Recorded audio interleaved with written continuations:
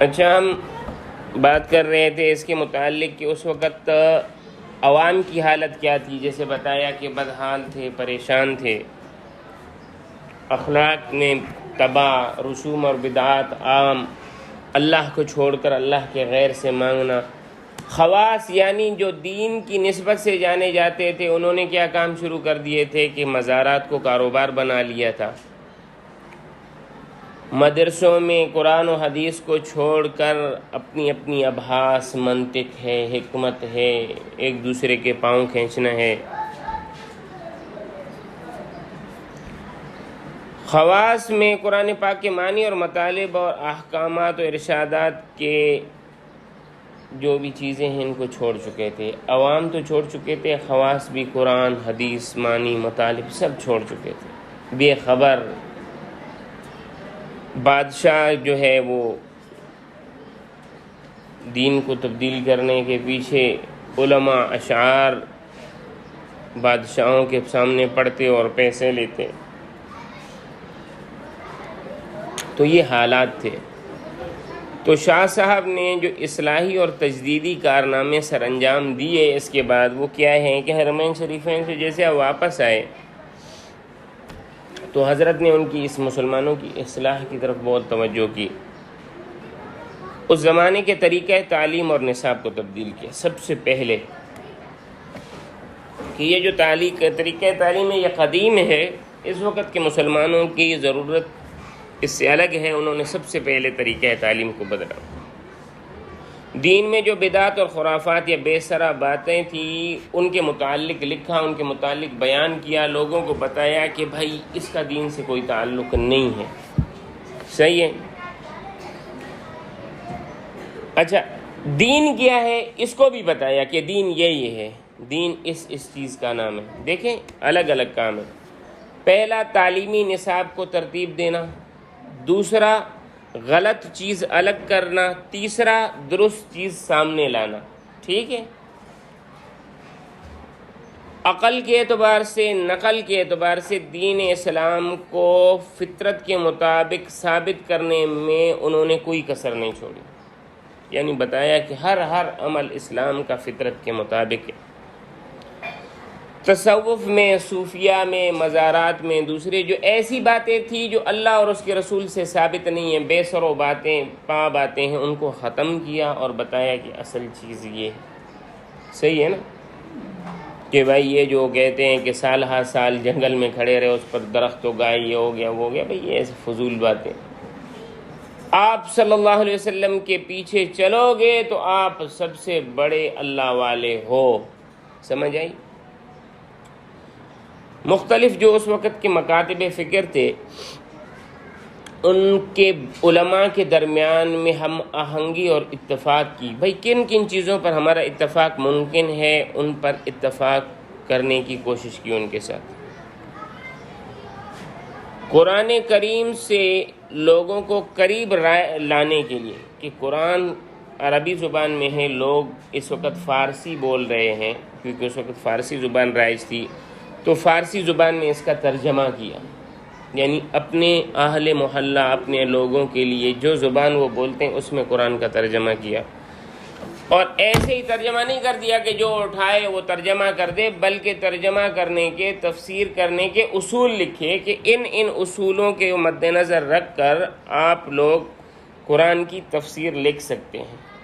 آپ لوگ بھی ان اصولوں پر محنت کریں. آپ اگر قرآن کو سمجھنا چاہتے ہیں، یہ چیزیں اپنائیں، آپ قرآن کو سیکھ سکتے ہیں.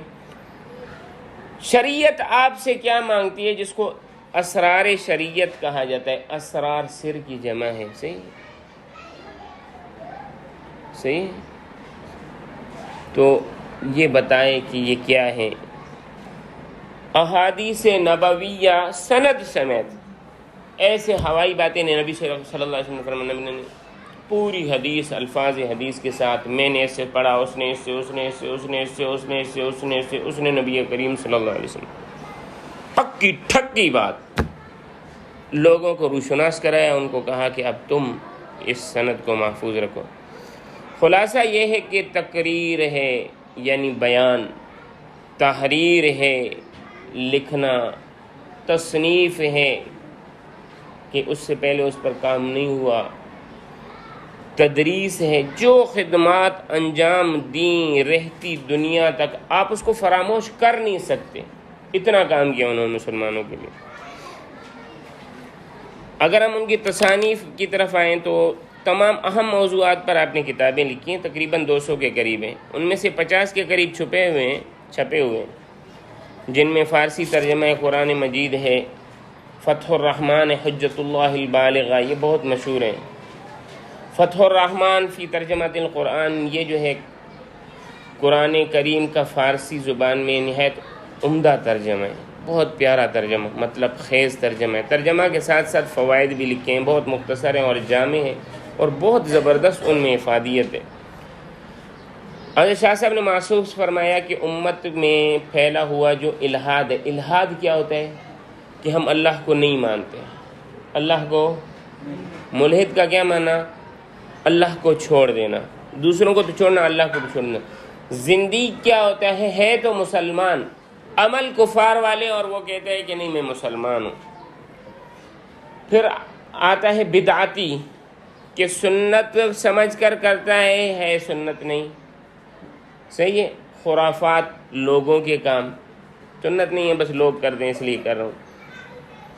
اور شریعت کے احکام سے جو لوگوں میں بے اعتنائی تھی، کوئی لوگ اس کو دل میں لاتے نہیں تھے، اس کا خاتمہ کیا اور دین کی صحیح سمجھ عطا کی، لوگوں میں جذبہ عمل پیدا کیا، لوگوں میں خدا کا خوف پیدا کیا، آخرت کی فکر پیدا کی، بدعت سے نفرت پیدا کی، سنتوں سے محبت پیدا کی۔ اور یہ تمام پیدا کس طرح کی؟ انہوں نے یہی سوچا کہ یہ تمام کام صرف ایک راستے سے ہو سکتے ہیں، وہ کیا ہے؟ قرآن کریم۔ میرے بھائیوں، قرآن کریم ایک ایسی چیز ہے جو دلوں میں خود راستہ بناتا ہے، دلوں میں خود راستہ بناتا ہے۔ اس لیے شاہ صاحب نے اپنے زمانہ کی عام فہم زبان فارسی میں قرآن کریم کا ترجمہ کیا۔ اس کی اہمیت کا اندازہ اس سے لگایا جا سکتا ہے کہ ہندوستان، پاکستان، افغانستان، بنگلہ دیش، غیر عرب جتنے بھی ممالک ہیں، قرآن فہمی کا اگر کچھ چرچا ان میں موجود ہے تو یہ تمام کے تمام چراغ اس ایک چراغ سے روشن ہے، شاہ ولی اللہ رحمہ اللہ تعالی۔ حجت اللہ البالغہ، یہ عربی میں لکھی ہوئی 2 جلدوں پر، اس میں فقہ الحدیث ہے اور اسرار شریعت بھی بیان ہوئے ہیں بہت عمدہ طریقے سے۔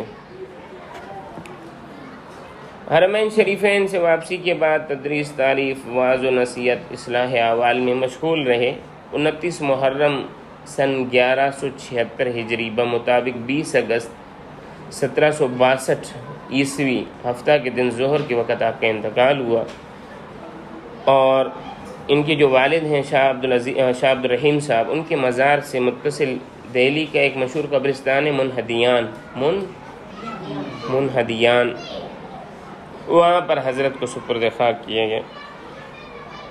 ان کی ایک بڑی قیمتی وصیت بھی ہے جو آپ لوگ یاد رکھیں، حضرت کی ایک بڑی قیمتی وصیت ہے، انہوں نے لکھی تھی۔ وہ فرماتے تھے کہ اس فقیر کی پہلی وصیت یہ ہے کہ اعتقاد و عمل دونوں میں کتاب و سنت یعنی قرآن اور حدیث کو نہایت مضبوطی سے پکڑو۔ عقیدہ کیا ہے؟ عمل کس پر کرنا ہے؟ قرآن اور حدیث کو تھامو، اور برابر دونوں میں غور و فکر جاری رکھو۔ حضرت نے تدبر کے الفاظ استعمال کیے کہ برابر دونوں میں تدبر جاری رکھو، یعنی دونوں کو سوچتے رہو، سمجھتے رہو، اور فکر ہو یہ ہمارے اندر کس طرح پیدا ہو۔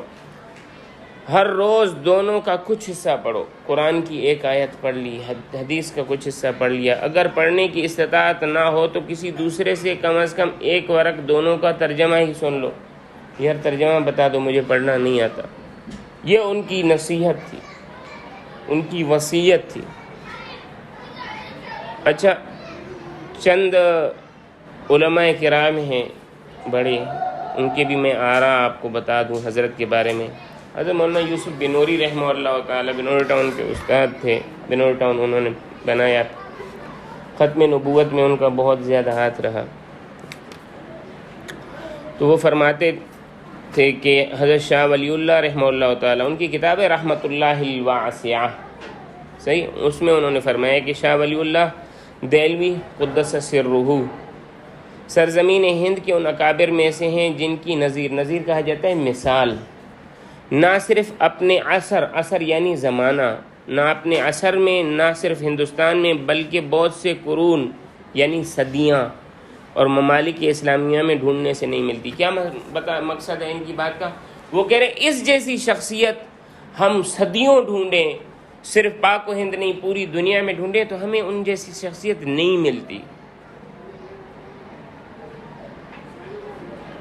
اسی طرح حجت الاسلام مولانا محمد قاسم نانوتوی رحمہ اللہ تعالیٰ، یہ دارالعلوم دیوبند کے بانی ہیں، ان کی ایک کتاب ہے الفرقان شاہ ولی اللہ، الفرقان ان کا وہ شمارہ تھا دارالعلوم دیوبند کا، اس میں خاص نمبر چھپا تھا شاہ ولی اللہ رحمہ اللہ تعالیٰ، صفحہ نمبر 360 پر انہوں نے فرمایا کہ سرزمین ہند میں اگر صرف شاہ ولی اللہ ہی پیدا ہوتے تو ہندوستان کے لیے یہ فخر کافی ہے، یعنی اور کوئی اللہ والا یہاں پیدا نہ ہوتا، بالکل نہ ہوتا، نہ آتا، صرف یہ اکیلے ہوتے، یہ فخر بھی کافی تھا جتنا انہوں نے کام کیا۔ ان کے بیٹے حضرت شاہ عبدالعزیز رحمہ اللہ تعالیٰ، جن کو سراج الہند بھی کہا جاتا ہے، وہ فرماتے تھے کہ آیت من آیات اللہ و معجزۃ نبیہ الکریم، کہ شاہ ولی اللہ رحمہ اللہ تعالیٰ اللہ تعالیٰ کی نشانیوں میں سے ایک نشانی اور ان کے نبی کے ایک معجزہ ہیں۔ ظفر المحصلین ان کی کتاب ہے، ظفر المحصلین، صفحہ نمبر 60۔ صدیق حسن خان، یہ غیر مقلد عالم گزرے ہیں، وہ فرماتے ہیں کہ اگر شاہ صاحب کا وجود گزشتہ زمانہ کے صدر اول میں ہوتا تو امام الائمہ اور تاج المجتہدین شمار ہوتے۔ گزشتہ زمانہ یعنی جو زمانہ گزر گیا ہے، اس کے صدر اول یعنی تبع تابعین یا تابعین میں ہوتے تو یہ بے شک اماموں میں سے ہوتے، جیسے امام ابو حنیفہ، امام مالک رحمہ اللہ تعالیٰ، امام شافعی، امام ابو یوسف، امام احمد ابن حنبل، امام محمد، صحیح ہے نا، امام ظفر، ان لوگوں میں سے ان کا شمار ہوتا۔ ان کی کتاب ہے اتحاف النبلا، اس میں انہوں نے فرمایا۔ اچھا، ان کے استاد محترم ہیں شیخ ابو طاہر رحمہ اللہ تعالیٰ، وہ فرماتے تھے کہ شاہ ولی اللہ رحمہ اللہ تعالیٰ مجھ سے الفاظ حدیث کی سند ملاتے تھے اور میں ان سے معنی حدیث کی تصحیح کرتا تھا، یعنی وہ حدیث تو انہوں نے مجھ سے پڑھی مگر میں حدیث سمجھتا ان سے تھا کہ یار اس حدیث کا مطلب کیا ہے یہاں پر، کیونکہ آپ صلی اللہ علیہ وسلم کی باتیں جوامع الکلم ہیں۔ شیخ ابو طاہر کی کتاب ہے العون الخبیر، العون الخبیر، صفحہ 14۔ تو بھائی یہ ہمارے بڑے تھے، دیکھیں ہمیں اس سے سبق کیا ملتا ہے، ہمیں اس وقت قرآن و حدیث کو تھامنا ہے، اس پر عمل کرنا ہے، اللہ والوں سے محبت رکھنی ہے، پھر اس درد کو لے کر دین کی بدعات کو ختم کرنا ہے، دین کی چیزوں کو لوگوں میں پھیلانا ہے اور دین کی اصل شکل و صورت کو لوگوں کے سامنے آنا ہے، بدعات کا خاتمہ کرنا ہے۔ کوئی بعید نہیں کہ آپ لوگوں میں سے ایک اور اللہ تعالیٰ شاہ ولی اللہ رحمہ اللہ تعالیٰ پیدا فرماتے، کوئی بعید نہیں۔ یہ ہمارے بڑے تھے جن کے ہم نام لیوا ہیں، اللہ ہمیں ان کے نقش قدم پر چلنے کی توفیق عطا فرمائے۔